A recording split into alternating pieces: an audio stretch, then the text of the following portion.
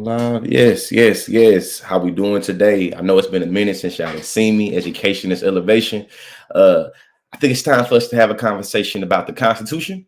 I know that many people always feel like had these conversations with a lot of their feelings and a lot of things that they make claims about without really doing any kind of real research or not without having really, I think, a technical mindset about what the Constitution is going on. That came out real bad. A lot of words, a lot of word soup right there. Just to kick it off, though, I got a nice guest. You can introduce yourself to the people, kind of the organization you're coming in from, and then I jump right there. And again, for everybody that's just coming in right now, it's a conversation about the Constitution. Is it outdated? Is it time to get us another? Take it away. Hey, what's going on? Thanks for bringing me on. I appreciate it. My name's Daisha. I'm the founder of the Human Rights Effort, where we're dedicated to social evolution. Social evolution is a concept that we pretty much already employ, but we don't necessarily implement. So it's looking at our social institutions and determining whether they're enabling our highest potential. If they're not, let's sit down, let's talk about it, and let's create something that works for us. Yeah. So jumping it straight off then, um, what was the video specifically that you saw? I feel like I've made a few videos about potentially changing the Constitution or getting people to think differently about the purity of the Constitution. Yeah. The first video was a while ago. I don't remember what the topic was, but it was something gone awry in the government.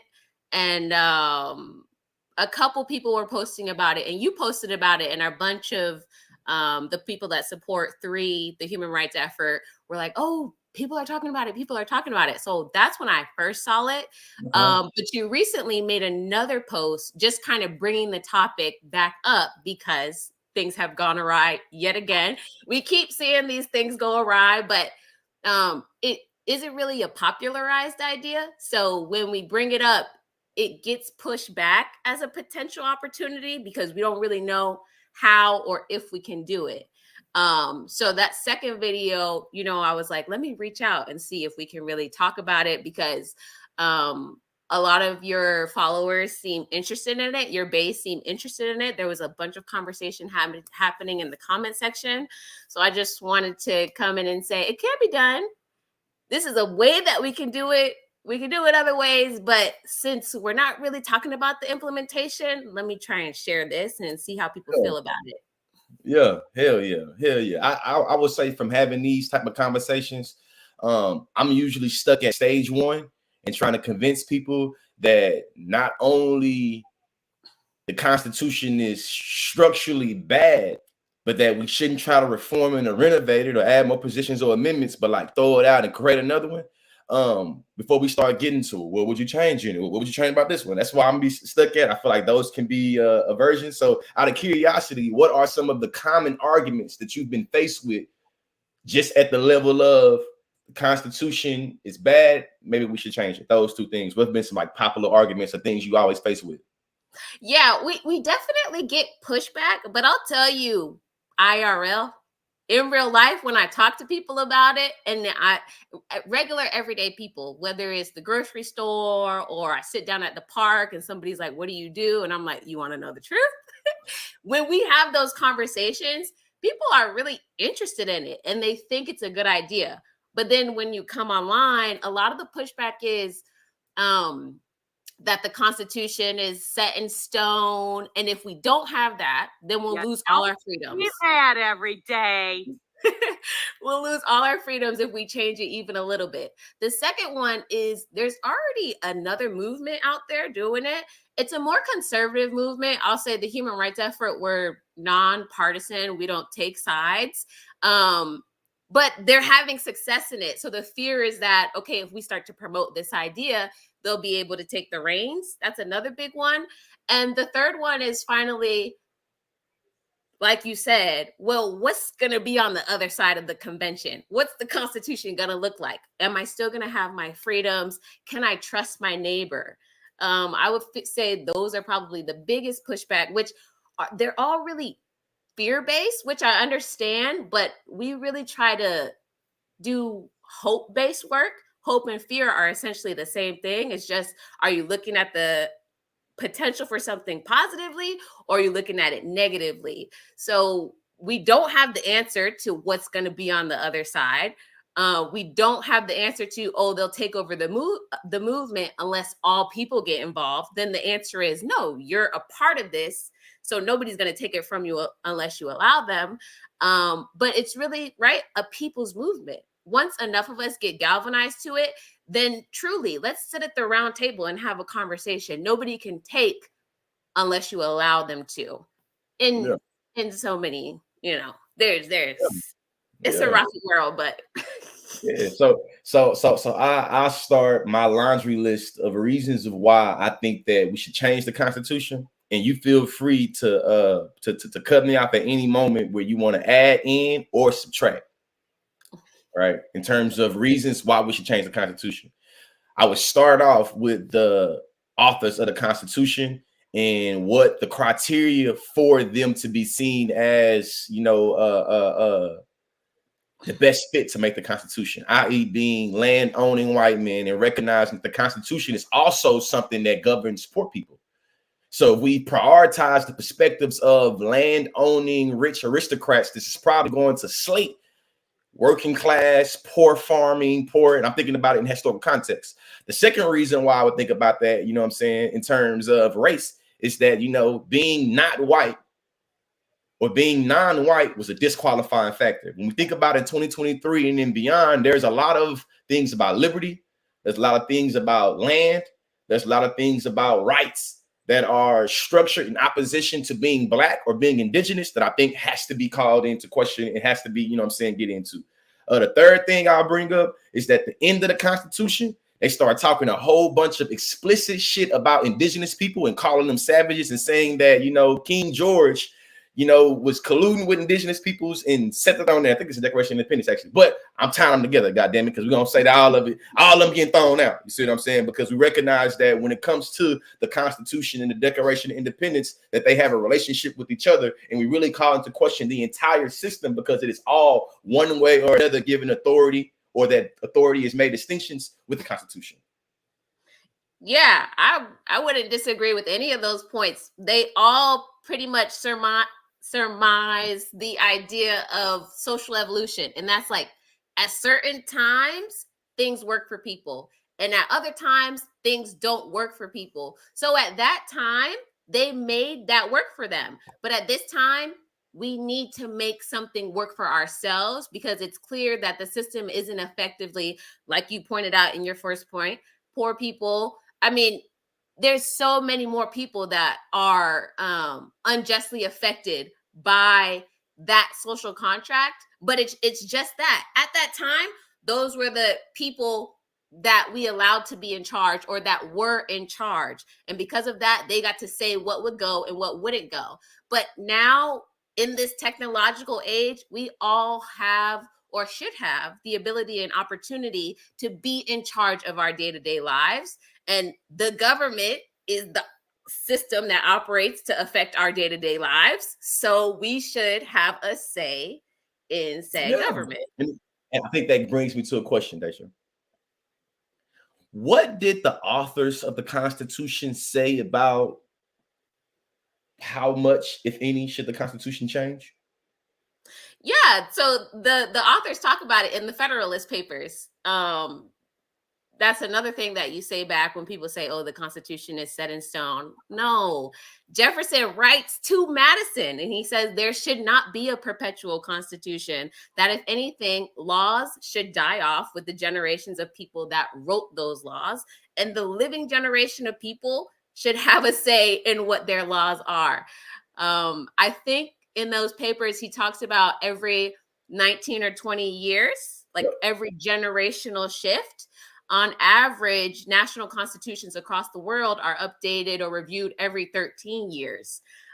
Even during the convention, Mason talks about not wanting the Constitution to be ratified the way that it stood, that there should be another convention at some later point so that they could fix the holes that they left behind, i.e. the Anti-Federalists being successful in passing the Bill of Rights later on, because they didn't give anybody any rights. So we see them realizing that the goal is a more perfect union.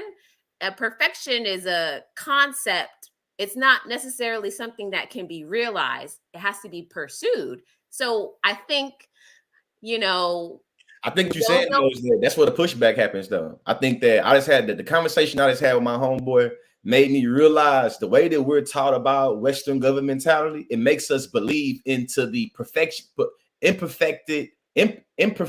perfection of the Constitution, and how though it is imperfect, it's the greatest thing we have, and therefore it can always be made greater. So I think that when you come into talking about should we change the Constitution, I think there's a metaphor for me or analogy I would make about a home. And to me, it's thinking like, hey, at some point in time, we have to question the entire structure of the home if we should renovate it or if we should knock it down and come up with new one. And I think that a lot of people fall for the flinch that says that, hey, instead of worrying about, you feel me, doing away the whole home, let's just change the furniture. Let's just change the window. And it's like, nah, we're saying that from changing the Constitution standpoint, it's like, nah, we need a complete overhaul. Or I'm saying anyway, I don't know what specific, what I'm saying, human rights emphasis was like consciously is saying, goddamn, I'm throwing out the entire home. And with throwing out the entire home, I'm not saying that in every instance what we can put in the home is cornered by this home, right? So speaking straightforward, it's like, hey, listen, me being able to recognize separation of power or you know what I'm saying, checks and balances are not systems that's cornered or not concept that's cornered by the Constitution or by Western world. We're able to think about the Constitution or creating a whole nother one. That doesn't mean we can't use shit that predates George Washington and John Hancock and Thomas Jefferson. Like, we can recognize that when it comes to ancient civilizations and you had different chiefs and different clan systems, that was separation of power, which means that when we start talking about creating the new Constitution, we start talking about, separation of power, it's not a good argument to say, well, do we need to throw out the entire Constitution because separation of power is in the Constitution now? We're going to just have it. Should we keep the whole thing? No, we're saying that couch is bad. We ain't saying all couches is bad. I'm saying this couch is bad. So I want to just throw it in there because what you were saying, it really made me think of the conversations, the multiple conversations I've had about this very topic. No, I think that's facts. And, throwing it all out, that scares people. But we want to have a modern day constitutional convention. So a completely new group of folks come and talk about what needs to be in the Constitution. Like you said, are those people going to sit down and say, okay, freedom of speech was in the last one, we're not going to put it in this one? That's dumb. That would be insane. That would be insane. So it's like, keep try new things. Right, there you go. Try new things. And then completely, the other thing is, like you were talking about earlier, the folks that got together last time, not only are they not representative of us, but they weren't a very diverse group of people. They were a very like-minded group of people. So with this modern day constitutional convention, the point is to give respect and opportunity to all voices, to merge them together and collaborate to create something unimagined. And if that doesn't work, create something unimagined and take what works, take what doesn't work, but just continue to evolve and try and adapt. And with that being said, I want to say something else. It's very clear. If we start having a conversation about changing the Constitution and you start talking about, well, what would you change it to? And you feel like the way for you to prove that we shouldn't change the Constitution is in my inability to describe what should be changed about it, I think not only is that facetious, I think that is intellectually unfair, because it recognizes that, hey, John Hancock and George Washington and everybody that signed the shit, they had a debate. New Jersey plan versus Virginia plan. She's talking about the Federalist Papers. So we recognize that there was a process of deliberation that happened, that consulted and accounted for different minds. Our argument right now is that the minds that accounted for was all the same ideology, all the same perspective. They felt the same about women, black folks, indigenous people, gay people. They felt the same way. You see what I'm saying? And what we're saying is that, hey, listen, if I tell you we should change the Constitution and you jump from step 1 to step 5 and be like, hey, if you can't prove to me something that's comprehensive in stage 5, This proves that we shouldn't do stage one. I think that hubris of thinking has been used and deployed too many times in our history to justify effed up stuff. I.e., listen, what would the slaves do if you freed them? My inability to tell you what slaves would do with their freedom does not mean slaves shouldn't be free. So if I tell you we should change the Constitution and you feel like, well, consciously, if you don't have the ability to give me the provisions, give me the amendments, give me the jurisdiction, then we shouldn't do it. I think that that's one of the ways that's capped and it's not good. And it's just like really be mindful and conscious and critical of how that shit get deployed. I just want to throw that out there right then. Yeah, no, I wish I had the soundboard over here so I could give you something, because that was well said. That was well said. Sometimes, you get where people are coming from, because it's like, I can't necessarily, if the point is people are going to get together, get to discuss, and then come out with something new, I can't tell you for sure that freedom of speech is going to be in there, but I can tell you that a mindful group of folks would put freedom of speech in there. And so, like, don't be afraid of the conversation. Like, I do get it because of the world we live in, but what else are we going to do? We're just going to allow it to go on and not try something new? Hey, shameless plug. Do not think deeply about shallow shit. When it comes to having a conversation about the Constitution, one is able to recognize the reason why we in this part of the conversation. So I say we should change the entire Constitution. You say, would the new Constitution have freedom of speech? I say yes. Then you go back to it. Why should we change the Constitution in its entirety if we're going to keep the freedom of speech? Go back to my metaphor about back to my analogy about renovating a home or knocking a home down.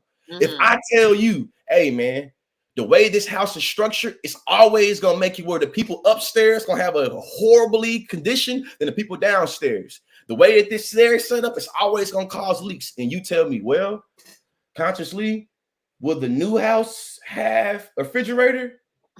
I say yes. You say, well, why should we renovate? Why should we knock this house down if the new house going to have a refrigerator? It's like, no, that. You see how dumb that is? If to me, it applies the same thing with the Constitution. So if you ask me the question, well, conscious, would this new Constitution have checks and balances? Would it have a Congress, or would it have separation of? Me saying yes does not mean that it's like, no, so we should keep the same one. No, we saying that brand of couch, that brand of sink, the way that is made is bad. It's not saying that, hey, so every house we go into, we're gonna throw out the couch because we renovate this one. No. If you ain't got none of this, I got some stay too. Then hold on, Rick, some right here too that came up. Right? All right, you gonna let me talk? Listen, feel free to cut me off anytime because I feel like you're the expert on this. Go ahead. I'm gonna read some of the questions. Yeah, read the questions and feel free to cut me off and read the question, and I'll bring it on the screen. But listen to me. A lot of us have been indoctrinated to believe the reason why democracy has quote unquote spread throughout the globe is because people and citizens believe that democracy is the way to go, or believe that the way the Constitution is set up is the way to go. That's cap. That's being lost in the sauce of Western propaganda. A lot of countries that have democracy right now, they've been invaded. The reason why they have replicas of the Constitution in America is because they've been invaded, and they've been invaded by convincing our black asses that they're going to go into a country to spread democracy. Think about it. Democracy is a system that's supposed to be predicated off of the citizens voluntarily participating and voluntarily being there. If I invade your country to bring you democracy, what does that mean in terms of the concept of democracy within itself? So being able to point out, hey, man, but democracy in every instance isn't bad. I don't have to beat you in an argument that democracy in every instance is bad. I'm saying in the instance of the Constitution for the United States of America is bad. You don't get to win the argument or have a debate about abstract concepts of governmentality. We ain't talking about abstract concepts of governmentality. We're talking about the history of America. I mean, and I think too, bringing up democracy is important because in a true democracy, something that's required is civic engagement. And another thing that you say back to people that say, oh, the Constitution should stay the same is that if we were in true democracy, if folks were actually civically engaged, this is probably something that would have happened a while ago. But because we've gotten kind of wrapped up in the system, not changing the wheel, not feeling, I think, like we have the power to change the wheel. everybody's kind of just become complacent. You know, the what is it? The better of the two evils, or whatever they say. We letting God good become the common evil of great, or you feel me? Yeah. You know, some shit like, yeah, man. There you go. I mean to cut you off. No, and so the whole point of social evolution is just like they said in the papers, living generations of people should have a say in how things work. And the more and more you see things not working in your society, it's probably because the society wasn't set up to work for you. So we have to put in the work in order to set up a system that does work for us. I think another thing is a lot of people don't want to do that work. The other westernized concept, I think somebody commented it before we got on here. They were talking about the Constitution and capitalism, being hand in hand. And capitalism keeps us busy. Capitalism keeps us busy, and people work to sustain livelihood, not to enjoy, but to literally sustain livelihood, especially right now. So I don't want to say too much that we don't want to do the work, but we're so distracted by the work that they've put on us that we can't do any work for ourselves, unfortunately. I mean, that's you saying it in a nice way. I would say we don't want to do the work because a lot of us is lost in the sauce in the way we've been indoctrinated. So if you believe that the Western world and America is the God's gift to the earth, then you believe that the way the Constitution is set up is the best thing that we have, and any other thing that we can bring up is going to be worse no matter how imperfect the Constitution is. So I would argue the way that we're taught about the social construct, the way we taught about patriotism, the way we taught about no taxation or representation, we're taught that the Constitution is a document, is a symbol of freedom. Though it may be symbol of freedom to the enslavers, we recognize that the enslavers was the biggest people that was crying about freedom. So to me, it's like, hey, nah. We don't want to do the work. You know why we don't want to do the work? Because one is going to be able to use fear that says, hey, I like freedom of speech. So Daisha, with this new Constitution and freedom of speech, you being able to say, I don't know. That's enough aversion for them to be like, yeah, this is the reason why we should keep the new one. I don't even want to risk losing freedom of speech. Meanwhile, it's like, yeah, this is the reason how America able to do what it said to do. Listen, do you want security or do you want freedom? Most motherfuckers don't know what security. What this means is I'm able to now abuse your freedom. So I can invade your privacy. I can do this. I can do that. And then I start thinking too, okay, consciously, the way I'm situated on social media, people will say, hey, you're stuck in the past. I'm stuck in the past. For talking about things that happened in 1800s, 1850, 1840, 1860, 1870. The Constitution was made in the 1700s. So why is conserving something from the 18th century not more stuck in the past than me talking about atrocity that happened in the 19th century? This is a trick of time. So we able to see that, hey, man, if you bring up anything from the 1800s or that white people have done that is bad, you stuck in the past. If we think that what they doing is pure and good, we can always already extend it from the past. Hey, meaning in 2023, you better have some respect for the founding fathers that died before 1860s, but you also better have some respect of this, that, and the other. And I'm gonna end the rant by saying this something that really caught me off guard. You feel me? During Martin Luther King's time, he was born 3 years before the second president died.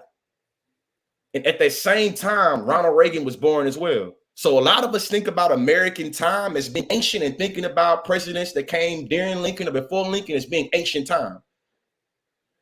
Martin Luther King, 1922, I believe. When he was born, he literally was born 3 years before the second president or third president of the United States died. In his lifetime, he was on the world at the same time as Ronald Reagan. So when we talk about this Constitution being stuck in the past, it is not one that should be looked at as being archaic or one that should be looked at as crazy. Because the end of rant for real is like, that's how they do. You seen it's irrational. I'm seeing it's irrational because how dare you question the unquestionable? How dare you try to debate the undebatable? You know what that is?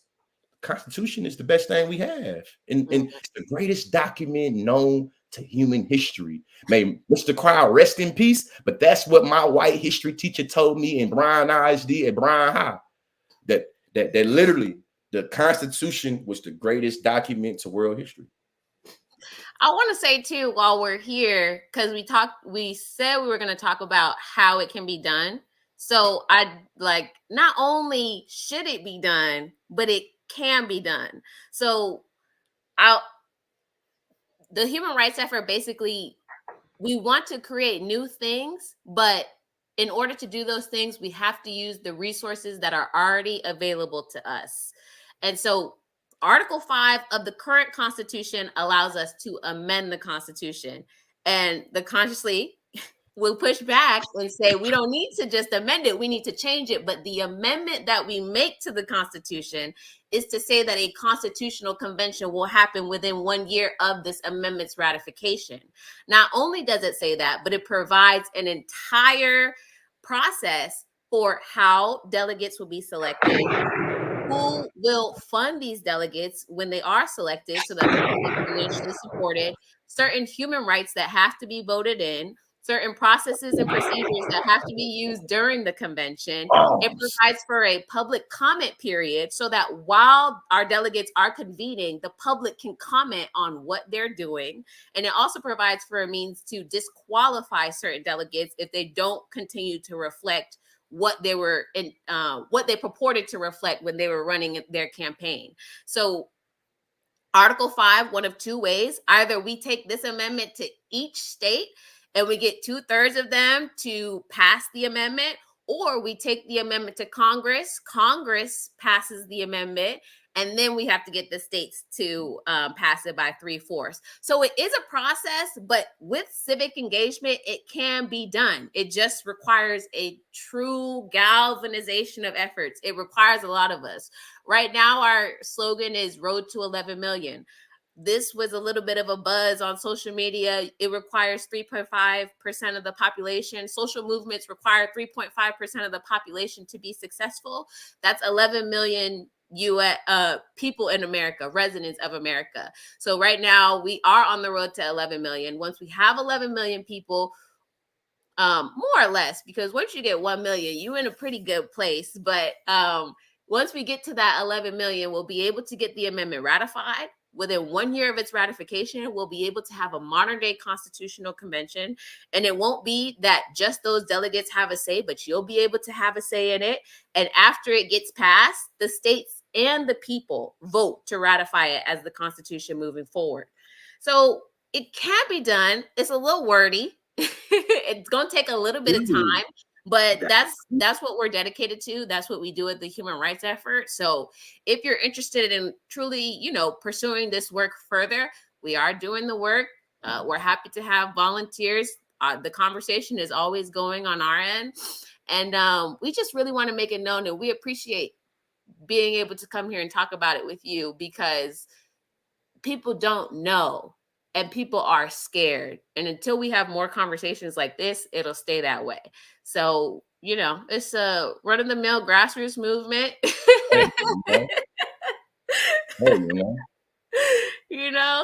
But it can be done, and it should be done. It should be done not just this time. Like, this should be the first of many. Social evolution should be constantly happening. Okay, this doesn't really work for us. How can we switch it up? Okay, this doesn't really work for us. How can I switch it up? But the westernized, I think it's the concept of governments across the world just to really put somebody at the head of things and not really give people enough of the say.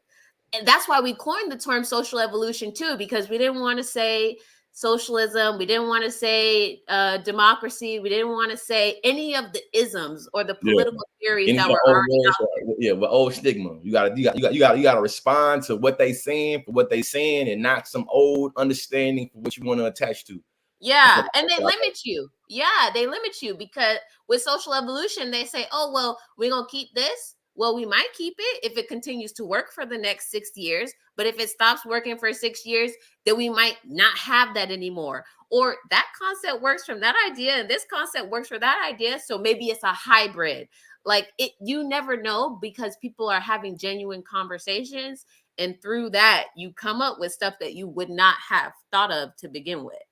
Hey, one of the comments said that, democracy and capitalism goes hand in hand. We know that in America, we have laws that say that corporation are people and money is speech.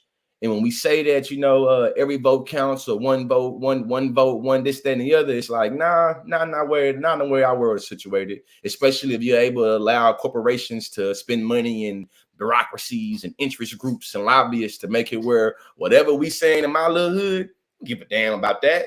The policymakers is getting paid multi-billions of dollars for this. So I think about it right now. Hey, listen, man, they could have a school shooter come through a schoolhouse to get people that actually kids that work into the thing.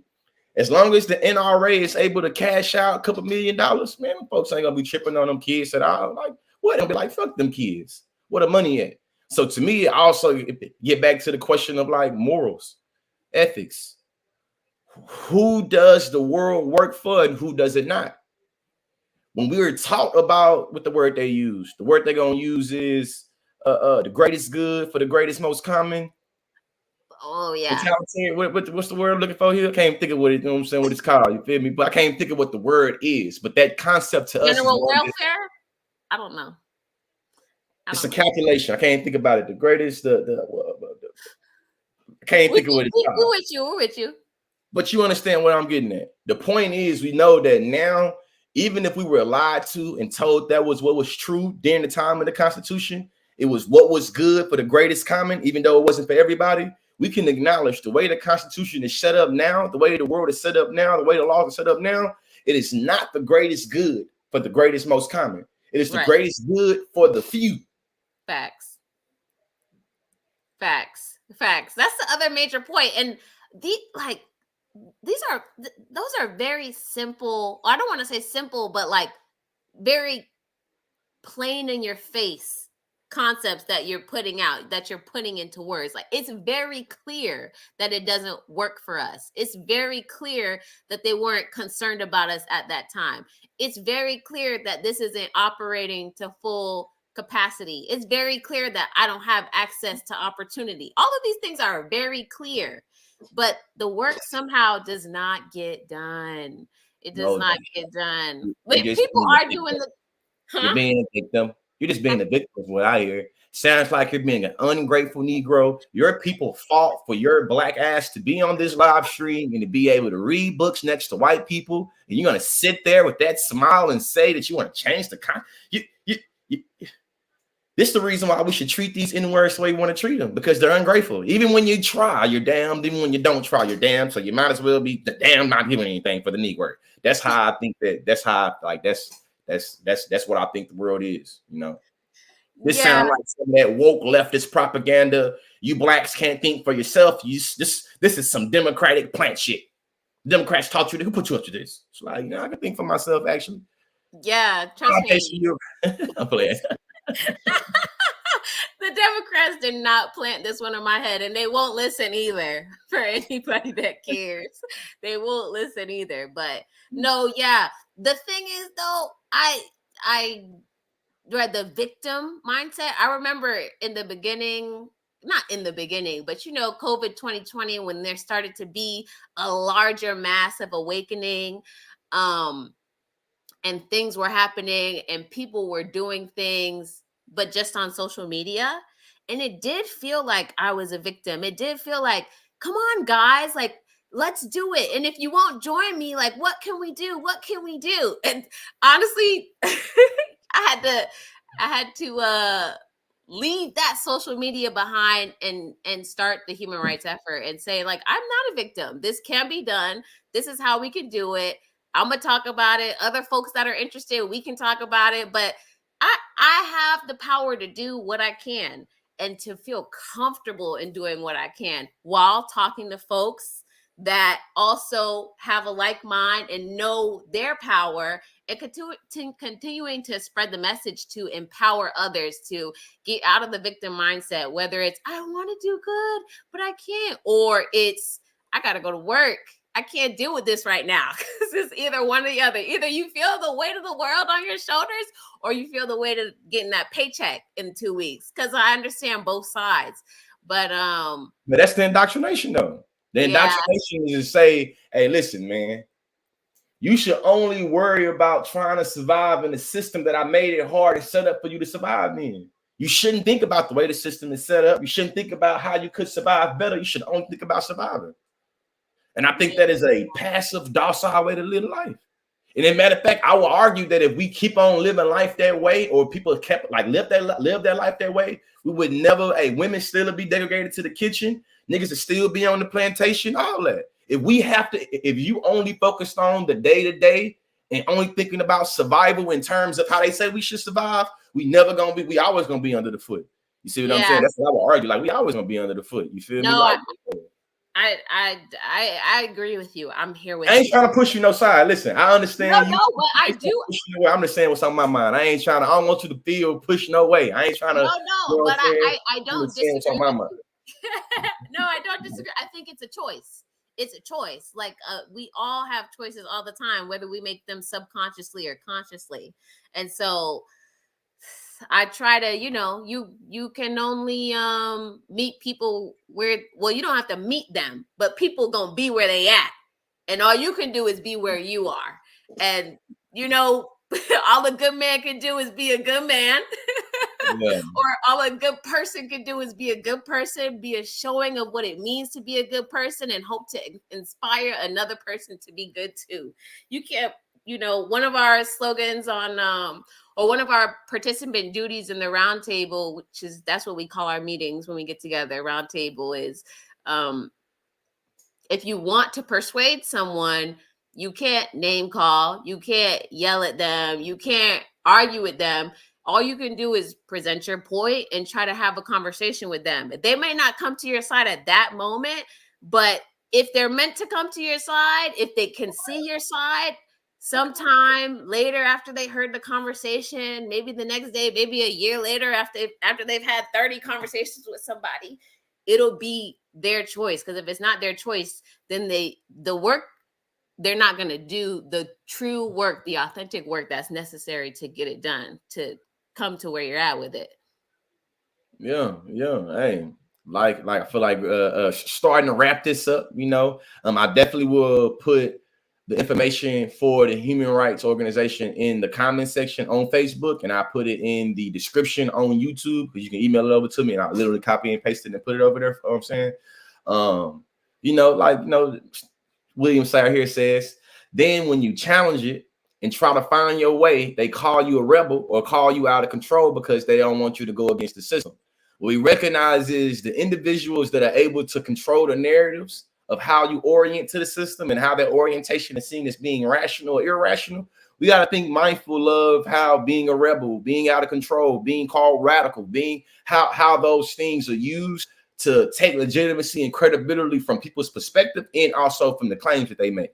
I understand that the distinction that I think you should go make, and you see the beginning of the video, Daisha points out that there is already a right-wing group that's already having efforts for changing the Constitution. As a matter of fact, the individuals that was able to spur goddamn Donald Trump into being in the office, the Tea Party, they was already trying to think about different ways that we should change the Constitution to keep them in power. So when we start to think about us as Black people, as oppressed peoples, as minorities, as trans, gay, or woman, think about the ways in which you already seen as being inferior, or you already put in a subservient mood where it's like, nah, the way you experience the Constitution, it happens to you. You don't happen to the Constitution. You don't get to dictate the Constitution. It rolled down the hill. So whatever the representatives say, this, that, and the other, it comes down. Last thing I'll say, when you watch this live, especially if you're one of the ops, one of the people that will be my opposition or my enemy, I hope you're able to understand the distinction between a victim and a victor. If you do not understand the difference between a victim and a victor, you're going to forever, ever, ever misunderstand everything I do and I say. A victor is able to think about the world we live in and how we're going to, you feel me, call change and speak truth to power in this world. A victim, let the world happen to them. Education is elevation. Miss me with all the sucker stuff, and hey, again, if you're looking to learn more about how to change the Constitution or learning more history about the Constitution, This woman right here, she got you. Yeah, You know what I'm we saying? got you. We got you. Well, I'll make sure to send my information over to appreciate the conversation. Yeah. Very well said. All the right things, all the right ways. We definitely are victors. We're victors. We can't be victims. Yes. COE. Cool. This for anyone who thought I'd ever fall off. 50 points with no assist, bitch, I'm about